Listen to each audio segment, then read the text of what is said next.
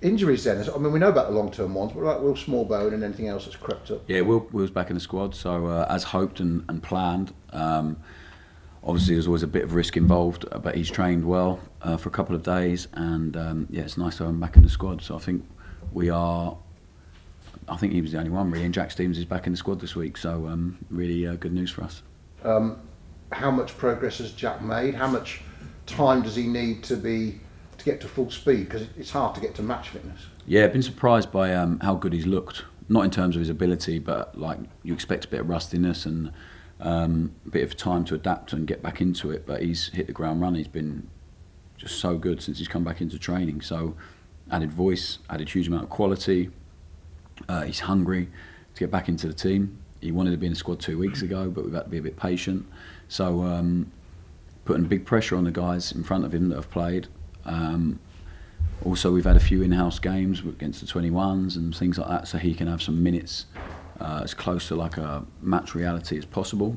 So I don't know, would I be comfortable chucking him in at some point now? Yeah, I probably would. Would there be risk attached to it without any minutes at all in a 21s game properly or in our game? Yeah, of course, but at the same time, with the experience he has and the fitness he's acquired over the last 2 months, especially since he's been back on the grass and in the gym, I think he'd be in a good place to be able to produce a performance for us, no problem. He's got some work to do though, like you said, because Jan and Taylor, I think that's about 10 games now they've been playing together. You just had back-to-back clean sheets. That part of your game you've got to be delighted with. Yeah, I think we've compared to the first 8 games and the last 11 games have been incredible really, the defensive numbers the guys have produced. One, because the amount of courage they take on the ball, them two, Gavin plus Flynn in particular, is huge. So that's enabled us to give away less chances through that, through build-up, through looking after the ball and looking after each other with it for sure. And then the aggression, the intensity of the team, the guys in front of them to press and to make them defend less, it's been really, I've been so impressed with that. That needs to keep moving forward, the tenacity in the team, the aggression in the team, with and without the ball. And I think what Taylor and Jan have given us is a huge amount of courage and aggression and intensity really. And I think like when I look at all the good moves we had on Saturday, and in most games to be honest, like the foundation of that performance is built on the guys at the back taking a huge amount of pressure, you would call it, I guess, with the ball, inviting it and then playing through it or around it with huge courage and intensity. So Jack knows he has a big task in his hand to get back into the team, but Jack also knows, and the other players know how I feel about him as a player and a leader, and he would have been one of the first names on the team sheet at the start of the season, and injuries open up opportunity for someone else, and they've really taken it. So now Jack may have to wait for his opportunity a little bit, and when he does, I'm pretty sure he'll take it. And then you want competition. It's really healthy, and we have some really top talent in that position. And eventually you might see all 3 of them play together at some point. You've got Mason there as well, who's been great when he came in. So yeah, it's a position we have a good bit of depth in now and some strength, and I'm really pleased about that. The competition for places bit has worked as well, because for instance James Bree plays, he comes out, Ryan Manning and give him his head and keeps his place last Saturday. You've had Charlie coming in as a 10 or coming in wide, Ryan Fraser battling. Despite the injuries, is that still a key element of the team, that you've got that on the training ground? Yeah, I think like the lads compete with each other all the time, so we have to, we show a lot of care, a lot of conviction in what we do, clarity, but you have to have competition as well. So something that's increased more and got better and better as the season's gone is the way they compete with each other, but in a professional way. It's not like niggly, or there's no real animosity, but they really compete in training, which is so important, because they're going to have to do that on a Saturday. And we can't be a team that's nice and good with the ball and not without it. We have to be horrible with both. We have to try and be relentless with the ball, relentless without it.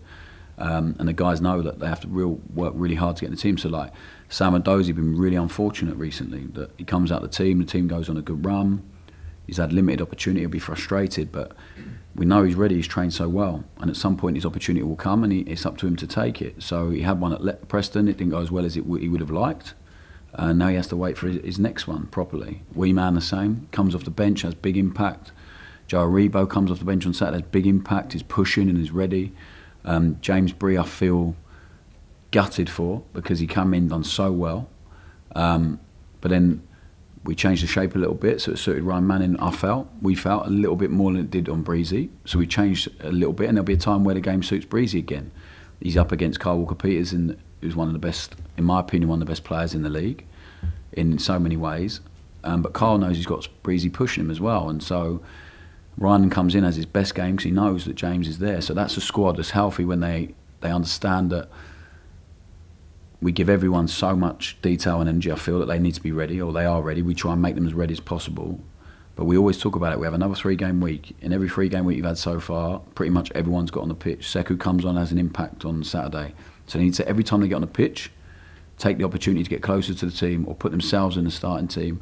And the guys who are already there wearing the shirt, they've got a job to stay in there. So you need that in any successful squad team, and we're really fortunate with the amount of talent we have. Well, that's credit to you for being the manager that when you put someone in and they do well, you keep them in. Some managers will always put the favourites or other players back in, but players like Joe Rebo have seen that when James Bree got his chance, he played well, he stayed in the team, and that's not always done. So you should be pleased with that, because now they can see if they come on and do well, they might have a shot. Yeah, I think that, and I think we've been quite flexible with shape and tweaks during game, and I think everyone realised they have a chance at some point. And I think it's up to us. It's the hardest job for any manager, is keeping the players who are not playing happy, motivated, feeling part of it, feel like they belong. I think they understand that everyone here, whether you are the captain in the team or you haven't played, you only played a couple of games or whatever, everyone can be involved at any point. And I think that's so important if you're going to have success. And I think it's so important if you want players to be ready and come on the pitch and they understand their role. So today, like, we coach the life out of the guys who are playing. We give as much as we can, and the same with the guys who are not playing. The 21s come over, we prepare them so they're ready when they come on the pitch for their role, or as ready as they can be. And that's our job, is to keep doing that and give them as much energy as possible. Of course, you could go to 12 unbeaten for the first time since Saints were last in the Championship, in the league, but you come up against a Watford side who are banging form, and when I look at their recent games, you think they've had some great wins. Yeah, it's our toughest game. Every game's tough in the Championship, but this is our toughest game that I look at, and we've had for a while. I think they're in a really good place. A manager that seems to have evolved a lot since his last time in the Championship with West Brom. They have a mix of everything. They're direct, physical, athletic. They can play as well. They're playing some really good football. They can mix their game up. So it's some really good players. It's a really, really difficult challenge for us, and the players are aware of that. And it's not about, like, the players have to be aware that every team that comes up against us at the minute is an obstacle that could get in the way of what we want to achieve. And we are going to play 3 teams this week that are all really clear in their identity, really have some stability in what they're doing with the manager. And Watford for the first time in a long time, so supported the manager and gave him a new contract, when usually in the past maybe people would have expected to change at that club. So I think that's made everyone move forward together at that club, and it's made them stronger for sure than they have been for the last 2 seasons. So it's huge credit to the manager for that, and it's a group of players that are fighting really hard for him. Coventry have huge consistency in what they're doing because the manager's been there a long time. I have huge respect for them, and the same as Blackburn. The manager been there last year building something, and they've continued it and taken it on to the next level. So this is a tough week for us, there's no doubt about it, and there's no point in pretending to the players or anything else. Whenever we've made the players aware of what's coming, they've stepped up to it. They've been amazing in taking on whatever it is they feel about that opposition, and then going to and doing the work and making sure they stick to the detail on the pitch. And it's the same tomorrow. There is going to be some scary moments, I'm convinced of that. How we ride them out and how we deal with them will define the result, I'm sure. But if we can continue doing what they're doing, the players with the mentality, the conviction in what they're doing, the belief, the courage to do what they're doing, and match that with the aggression, then we're really confident wherever we go, and it's up to us to try and turn it in the game we want to. It'll be tough, but it's exciting. Just finally from me, on the unbeaten run, of course you get more points for winning and losing a game than you do for drawing 2, so thankfully you've won most of them. But is that more of an motivation for the players than it is important? As in, is it more a tool that you're on this unbeaten run, that they want to keep defending that, rather than the fact that, you know, if you draw the game you'd rather win Saturday and lose Wednesday, then draw both maybe. You know, so yeah, I think it's something to be proud of. They have the longest unbeaten run in the country right now in any division. So I think for them, I said to the players they should be really proud of themselves, because that was on the back of 4 defeats as well. So that is like incredible what they've done. I'm really proud of them and grateful to them for that.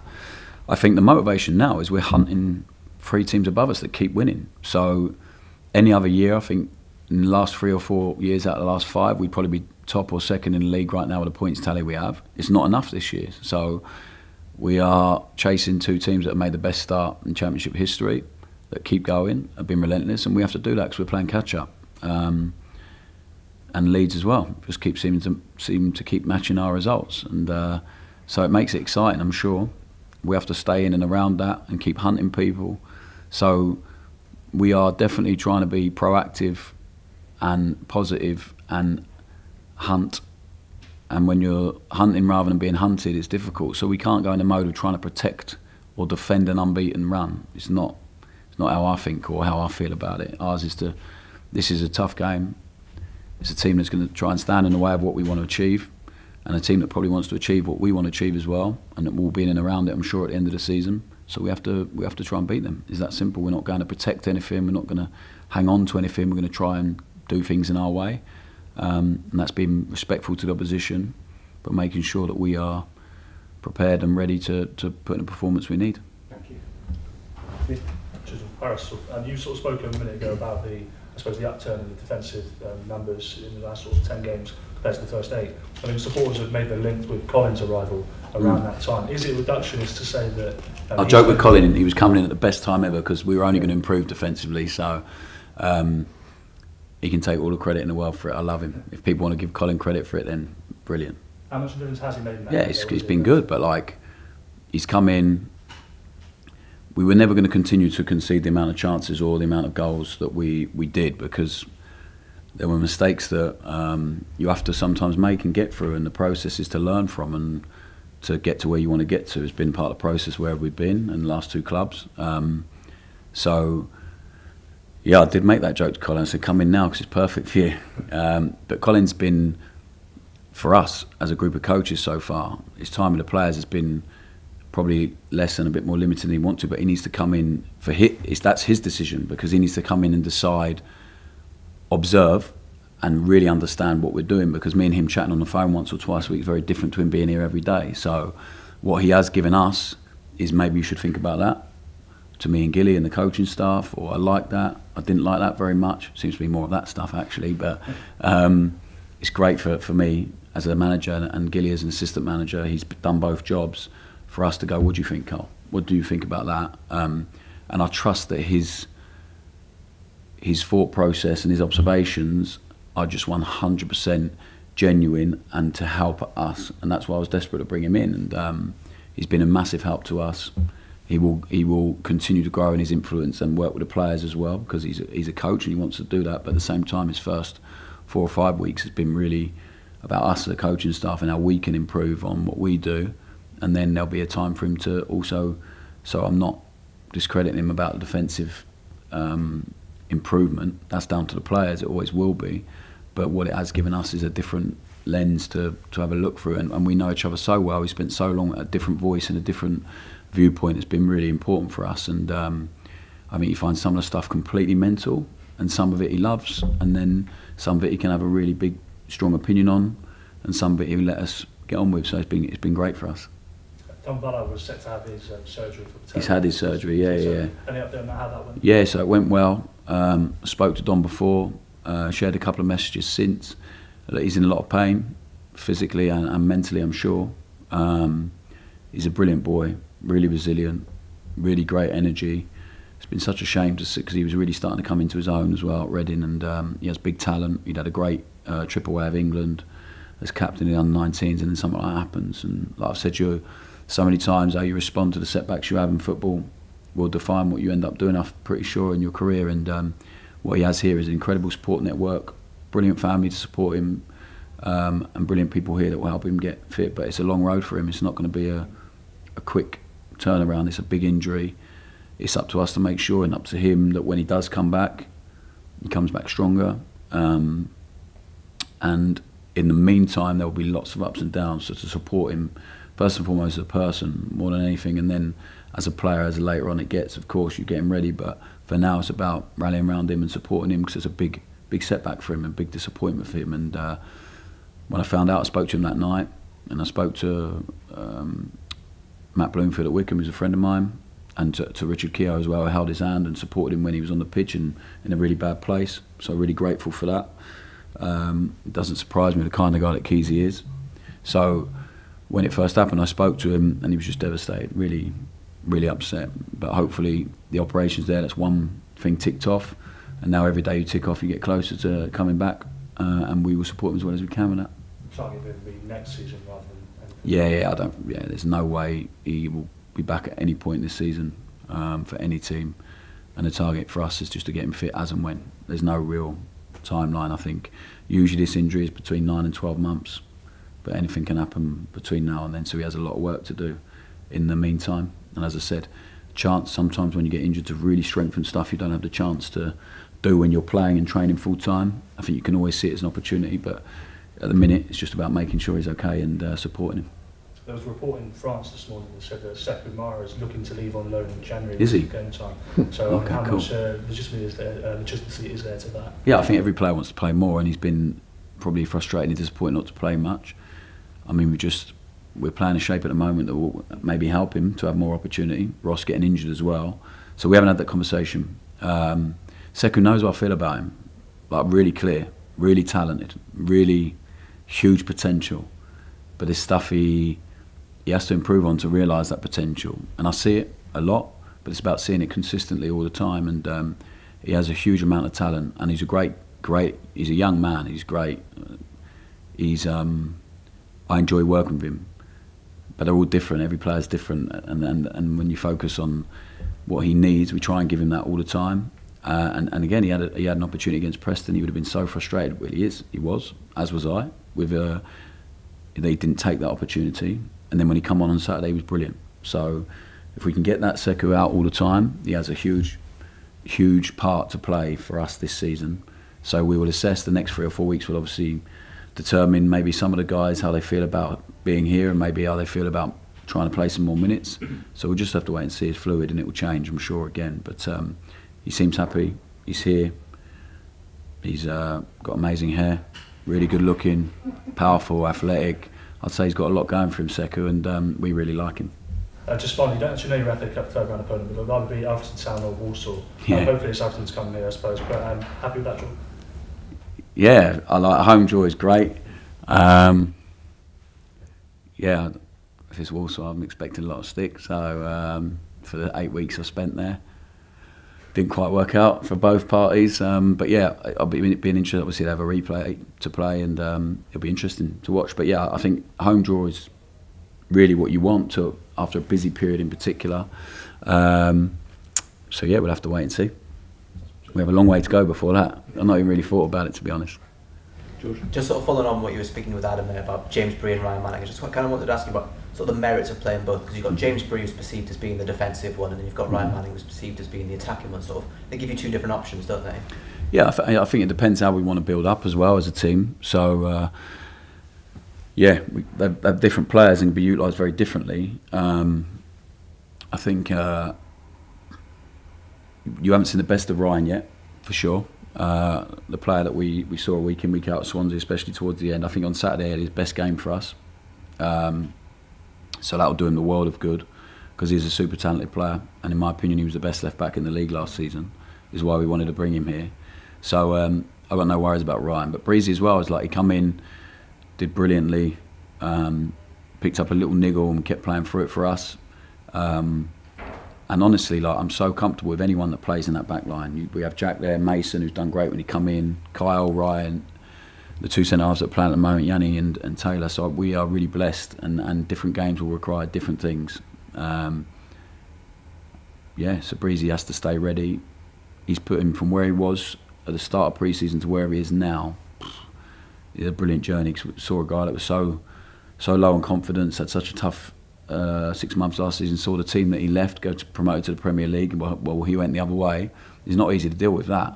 So from where he was to where he is now, amazing to watch, and now he needs to be really ready, and I do feel for him, because it wasn't on performance that he came out of the team. He was great. It was on what I felt and we felt the team needed in that particular game, and thankfully for us it's paid off.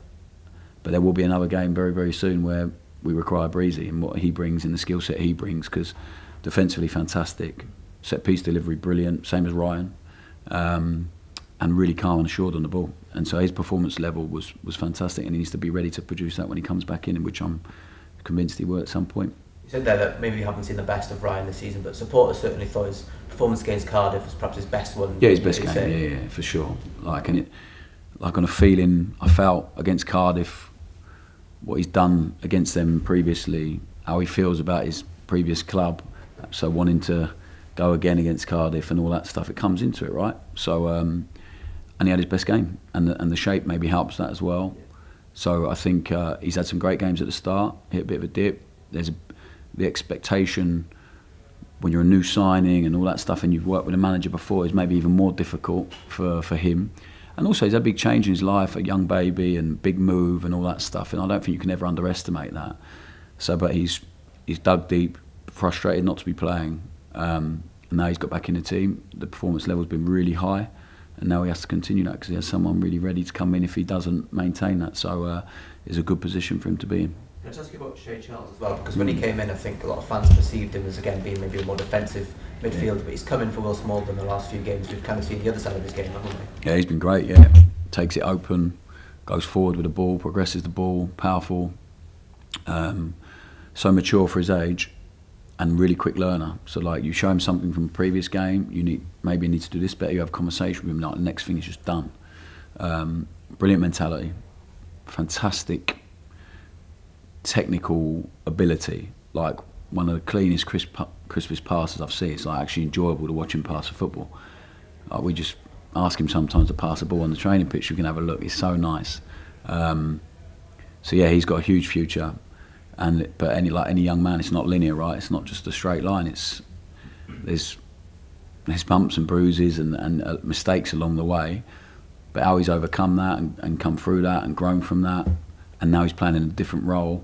The way he takes on information, incredible. So we're excited about Shay and what he can do. And when we came in and spoke to Jason and said, look, I think he's going to leave Man City, I think we should take him, and watching him and then speaking to Brian Barry Murphy at Man City and a couple of others, and yeah, it was obvious to us that he has a huge amount of potential. And I think Flynn coming in has helped him as well. And I think you ask the experienced players to help the young ones, and I think Flynn has. I think like when Shay looks at him, the courage he takes, the intensity, the aggression, I think he's taken a huge amount of that because he's a quick learner, and so he will end up being a number 6, I'm pretty sure, like a more defensive midfielder.